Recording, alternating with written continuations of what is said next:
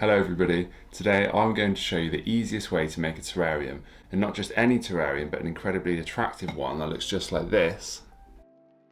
Using only 4 materials, here's what you're going to need. A clear container with a lid. The container would ideally be glass because plastic scratches easily, but either works.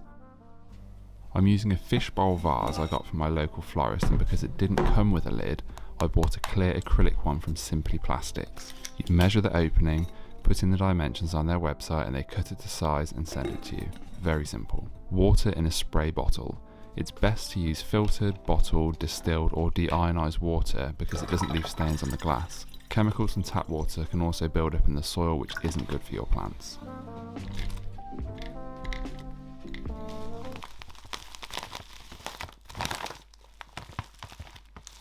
Terrarium soil.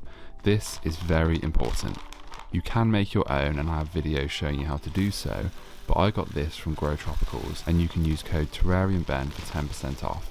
Let me be super clear here. Regular compost or garden soil is a bad idea and it doesn't work well in a terrarium. Plants.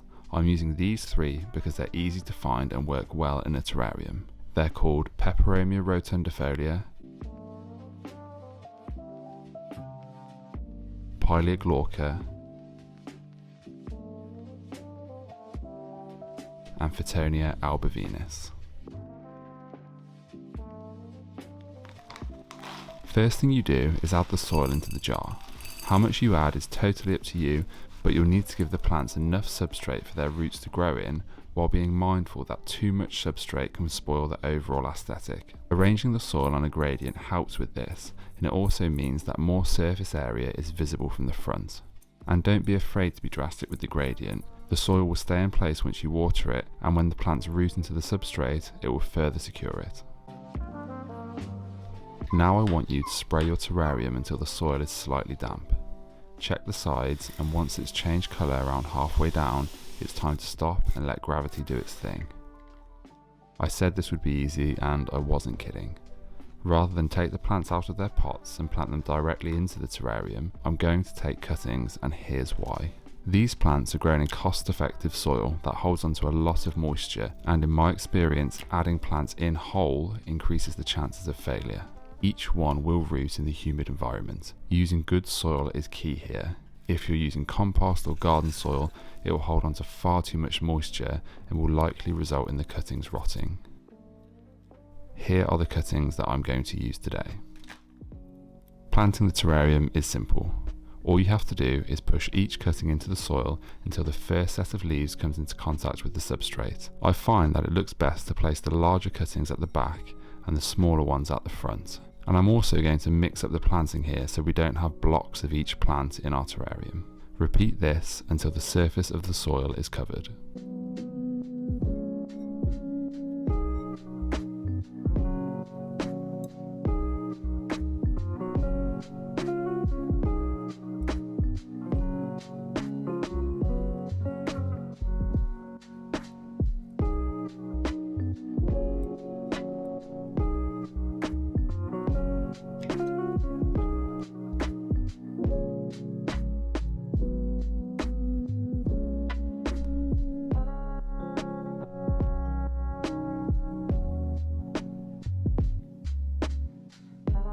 We're nearly finished now. Give the terrarium a final light spray with some water and place the lid on top.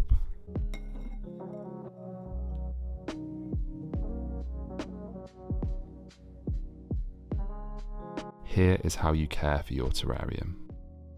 This is so important, but terrariums need light. Place your terrarium near a window that doesn't get direct sun, or use artificial lighting like these under-counter warm white LED bars that I got from Amazon.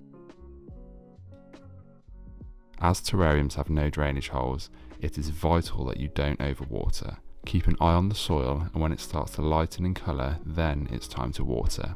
You may be waiting weeks or months, but that is totally normal.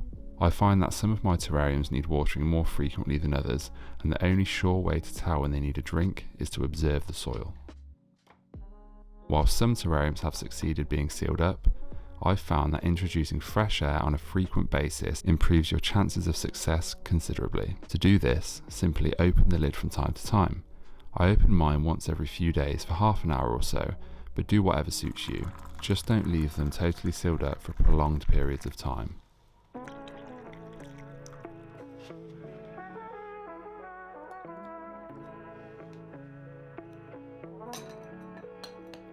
That is how you make a super easy terrarium. But before you go, I would like to personally invite you to join my beginner-friendly Facebook discussion group. It's called Terrarium Group and the link is in the description below. We're about 4,000 people strong now and I'd be delighted to have you with us. As always, thank you very much for watching and I'll see you in the next video.